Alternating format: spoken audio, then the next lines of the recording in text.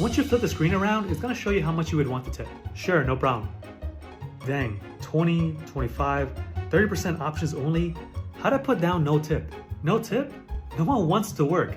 A tip is the least that you can do. Well, maybe your boss should just pay you more instead of relying on tips. Then why aren't tips included in the price in the first place? To be honest, I really don't know. It's just the way we do things here. It would be nice if you leave a tip. And to answer your original question, I have no clue of how to put a $0 tip. Man, why does tipping gotta be so weird?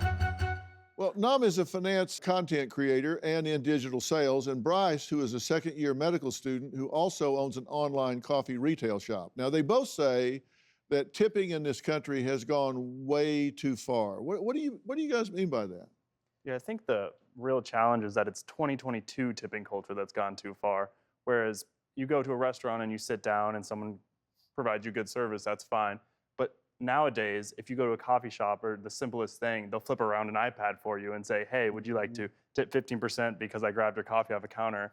And it just seems too far. Everybody expects to be tipped for something, is what you're saying. It's too much stress and too much pressure to tip, and it kind of takes away that meritocracy part that you were talking about where you should just be tipping for good service. Yeah. What do you think?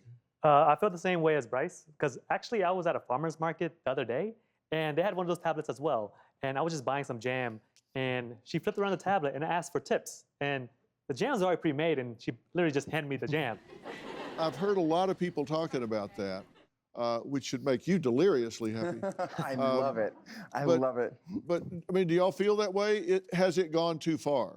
My sister does hair, so we've had this conversation several times because as a hairdresser, she feels she should get a tip. But if I'm going to a funeral or somewhere and I need my hair done and I only have enough to pay the price, do I not get my hair done because I can't tip you? What if I only have enough of what you're charging me? I understand what you're saying, but you have to remember whenever you get a bill at a restaurant, speaking as a waitress, you get a bill, what's listed there is the food, the things that you've consumed, right? It's the price of the things that you've consumed. And then the tip is the price for the service. You wouldn't be able to consume those things if we weren't here saying, hey, that is here's your such chicken a cutlet. lie, and I'm so tired of hearing it. Oh my God. You think that waiters are the only people who work in the restaurant? They are not the only labor overhead. There's the dishwasher, there's the cook, Oh, no, there I is know. the host, there's a million other people working in the restaurant besides the waiter. Yeah. They put their labor into the food. The labor overhead of the waiter can also be Okay, included well, there. And here's the thing is take that a if deep I breath, see my friend. Take a deep $20, breath. I'm not gonna breathe.